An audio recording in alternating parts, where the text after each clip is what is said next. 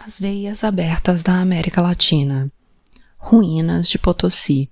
O ciclo da prata.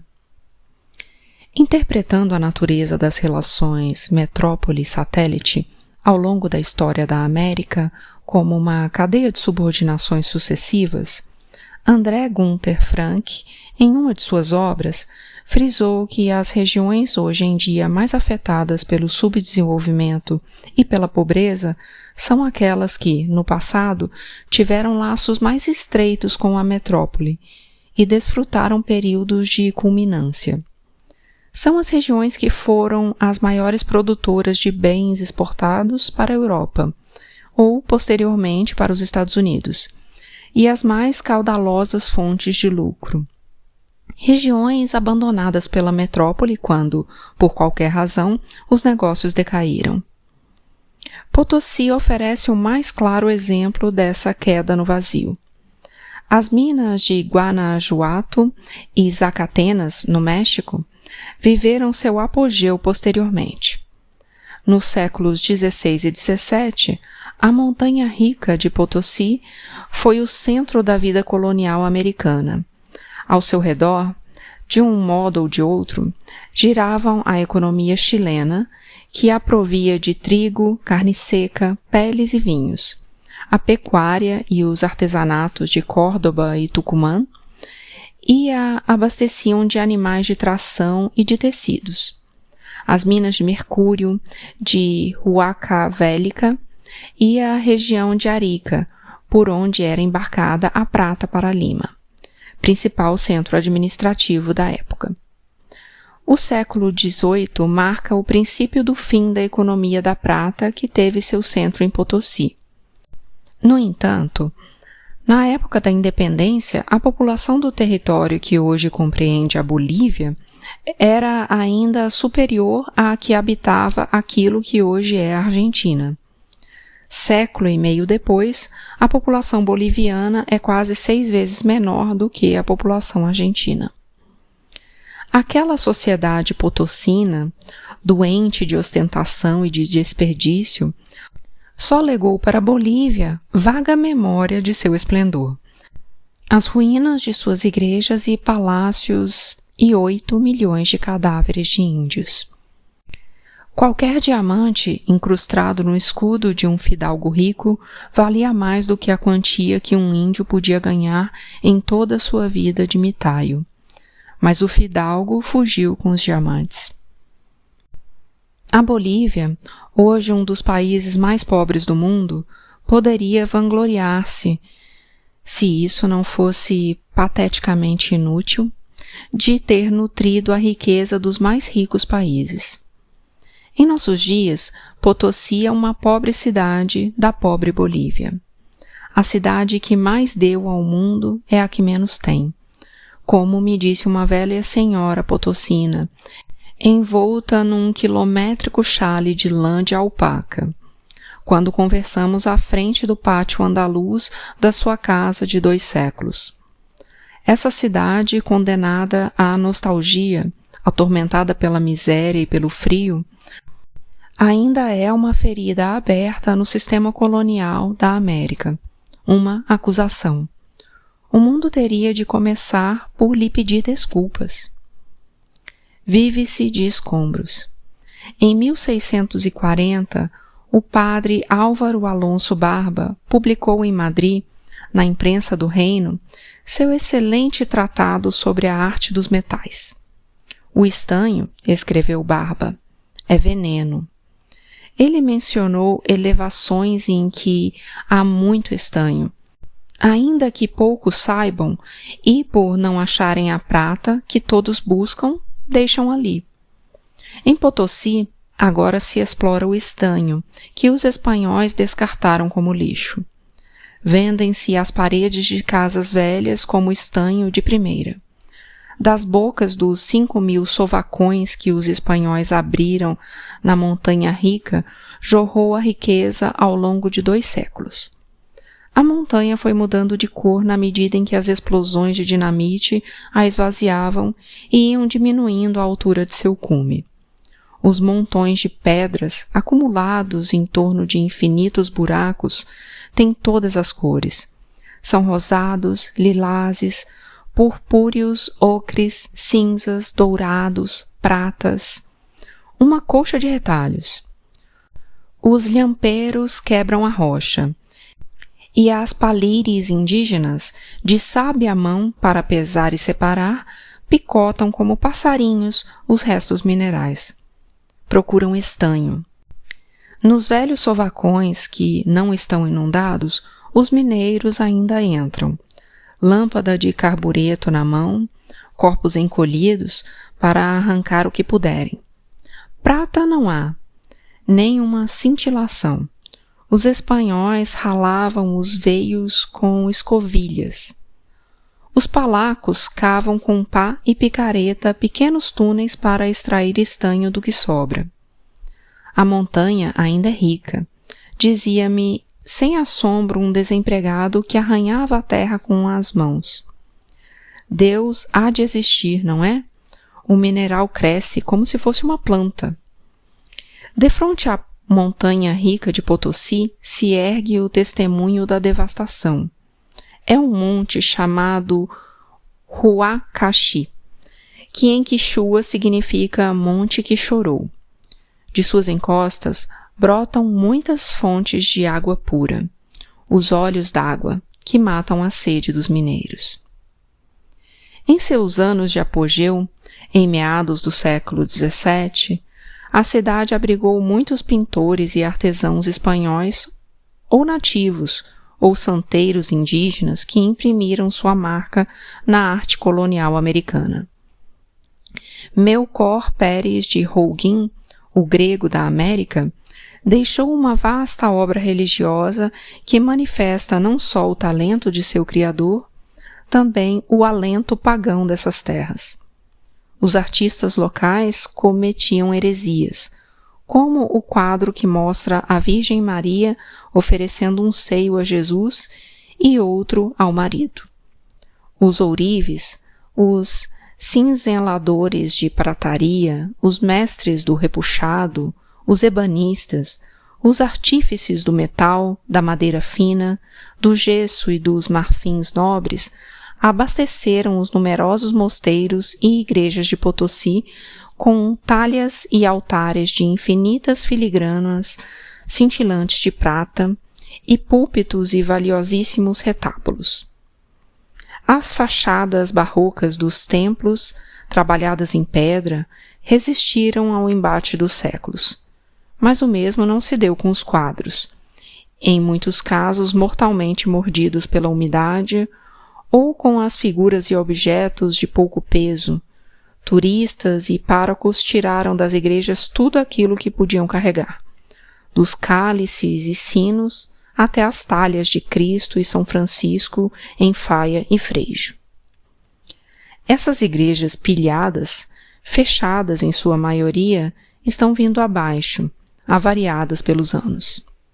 É uma lástima, porque mesmo saqueadas são formidáveis tesouros em pé de uma arte colonial que funde e realça todos os estilos, valiosa no gênio e na heresia. O signo escalonado de Tiahuanaco, no lugar da cruz, e a cruz junto do sagrado sol e da sagrada lua. As virgens e os santos com cabelos de verdade, as uvas e as espigas enroscadas nas colunas, até os capitéis, junto com a cantuta, a flor imperial dos incas, as sereias, Baco e a festa da vida alternando com o ascentismo romântico, os rostos morenos de algumas divindades e as cariátides com traços indígenas. Há igrejas que foram restauradas para prestar, já vazias de fiéis, outros serviços. A igreja de Santo Ambrósio se transformou no Cine Omiste. Em fevereiro de 1970, sobre os baixos relevos barrocos da fachada, era anunciada a próxima estreia. O mundo está louco, louco, louco. O templo da Companhia de Jesus também se converteu em cinema. depois em depósito de mercadorias da empresa Grace e, por último, em armazém de alimentos para a caridade pública. Mas outras poucas igrejas, mal ou bem, estão ainda em atividade. Há pelo menos 1 século e meio, os vizinhos de Potosí queimam círios para acabar com a falta de dinheiro. A de São Francisco, por exemplo, dizem que a cruz dessa igreja cresce alguns centímetros por ano, e que cresce também a barba do Senhor de Veracruz, imponente Cristo de prata e seda que apareceu em Potosí há 4 séculos, trazido não se sabe por quem. Os padres não negam que, a cada determinado tempo, cortam-lhe a barba e lhe atribuem toda a sorte de milagres, conjurações sucessivas de secas e pestes, guerras em defesa da cidade acossada. O Senhor de Veracruz, no entanto, nada pôde fazer para evitar a decadência de Potosí.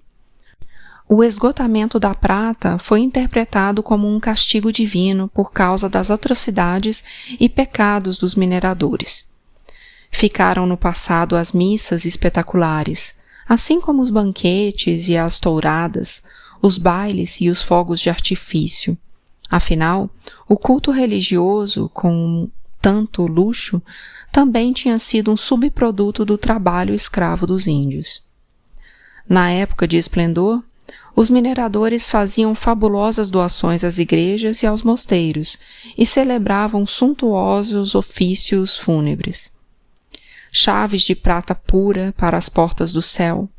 O mercador Álvaro Bejarano, em seu testamento de 1559, ordenou que seu cadáver fosse acompanhado por todos os padres e sacerdotes de Potosí. No delírio dos fervorosos e dos pânicos da sociedade colonial, o curandeirismo e a bruxaria se misturavam com a religião oficial. A extrema unção com campainha e palio podia, como a comunhão, curar o agonizante, embora fosse mais eficaz um suculento legado para a construção de um templo ou de um altar de prata. Combatia-se a febre com os evangelhos. Em alguns conventos, as orações refrescavam o corpo, em outros davam calor. O credo era fresco, como o tamarindo ou o orvalho, e a salve rainha era quente, como a flor de laranjeira ou a barba de milho. Na rua Chuquisaca, pode-se admirar a fachada do Palácio dos Condes Karma e Caiara, mas o prédio agora é o consultório de um cirurgião dentista. O brasão do mestre de campo Dom Antônio Lopes de Quiroga, na rua Lanza, adorna uma escolinha. O escudo do Marquês Otavi, com seus leões rampantes, ornamenta o pórtico do Banco Nacional. Em que lugares viverão agora, deviam ter ido para longe. A ânsia potosina, cativa de sua cidade, conta-me que primeiro foram embora os ricos. Depois foram também os pobres. Potosí tem agora 3 vezes menos habitantes do que há 4 séculos. Contemplo a montanha de um terraço da rua Uyuni, uma estreita e serpejante ruazinha colonial, onde as casas têm grandes sacadas de madeira, tão próximas umas das outras que os vizinhos podem se beijar ou trocar socos sem sair à rua.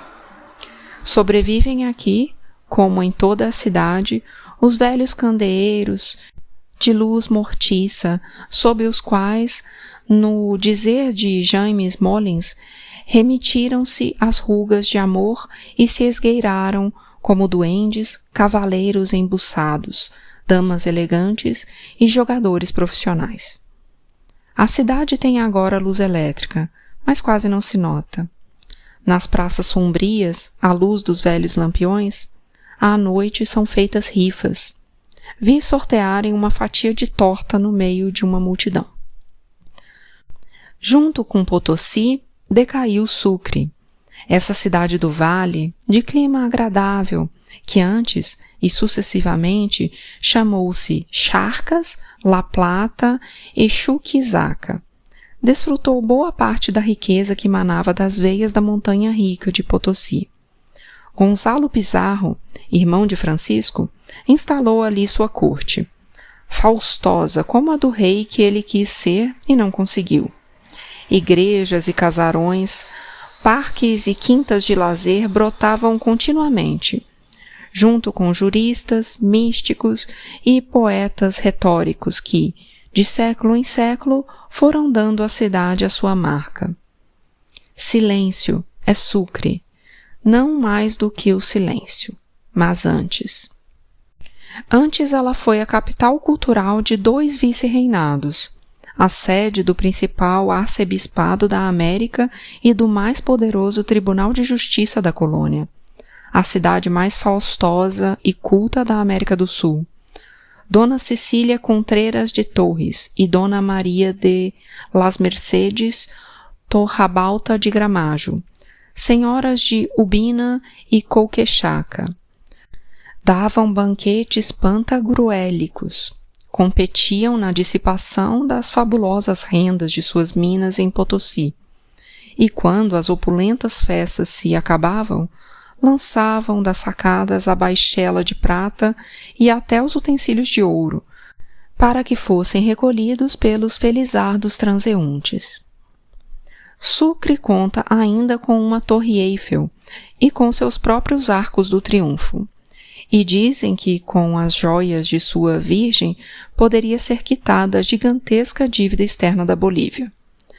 Mas os famosos sinos das igrejas que, em 1809, saudaram com júbilo a emancipação da América, hoje produzem um toque fúnebre. O sino rouco de São Francisco, que tantas vezes anunciou sublevações e motins, hoje dobra pela mortal estagnação de Sucre. Pouco importa que permaneça como a capital legal da Bolívia, e que ali ainda funcione a Suprema Corte de Justiça. Pelas ruas transitam rábulas adoentados e de pele amarela, testemunhas sobreviventes da decadência, doutores do tipo que usava pince-nez com faixa preta e tudo. Dos grandes palácios vazios, os ilustres patriarcas de Sucre enviam seus criados para vender empadas às janelas dos trens. Entre eles há quem soube comprar, em outras horas, até um título de príncipe. Em Potosí e em Sucre só permaneceram vivos os fantasmas da riqueza morta. Em Huachaca, outra tragédia boliviana, os capitais anglo-chilenos esgotaram, durante o século XIX, veios de prata de mais de 2 metros de largura, com altíssimo teor. Agora só restam as ruínas poeirentas. Huachaca continua nos mapas, como se ainda existisse, identificada como um centro mineiro ainda vivo, com sua picareta e sua pá cruzados. Tiveram melhor sorte as minas mexicanas de Guanajuato e Zacatenas? Com base em dados fornecidos por Alexander von Humboldt, estimou-se em 5 bilhões de dólares atuais a magnitude do excedente econômico evadido do México entre 1760 e 1809, apenas meio século, através das exportações de prata e ouro. Naquela época não havia minas mais importantes na América. O grande sábio alemão comparou a mina de Valenciana, em Guanajuato, com a Himmelsfürst da Saxônia, que era a mais rica da Europa. A Valenciana, no fim do século XVIII, produzia 36 vezes mais prata e deixava para seus acionistas lucros 33 vezes mais altos. O conde Santiago de La Laguna vibrava com emoção ao descrever, em 1732, o distrito mineiro de Zacatenas e os preciosos tesouros ocultos em seu profundo seio, nas montanhas, todas honradas com mais de 4.000 bocas, para com o fruto de suas entranhas servir a ambas as majestades, Deus e o Rei, para que todos venham beber e participar do grande, do rico, do douto, do urbano e do nobre, porque era fonte de sabedoria, polícia, armas e nobreza.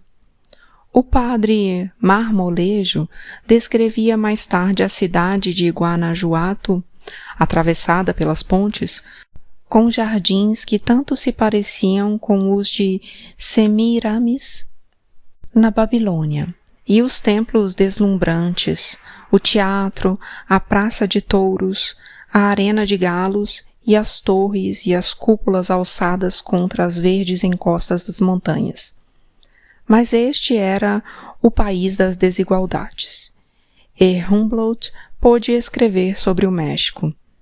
Em algum lugar a desigualdade é tão espantosa, a arquitetura dos edifícios públicos e privados, a finura do enxoval das mulheres, o ar da sociedade, tudo anuncia um esmero extremado que se contrapõe à nudez, à ignorância e à rusticidade do populacho.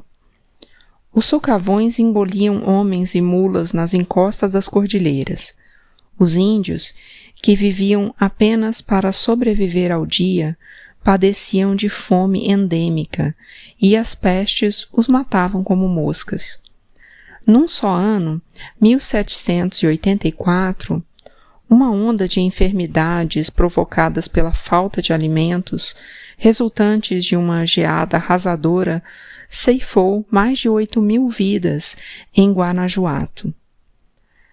Os capitais não se acumulavam, eram dissipados.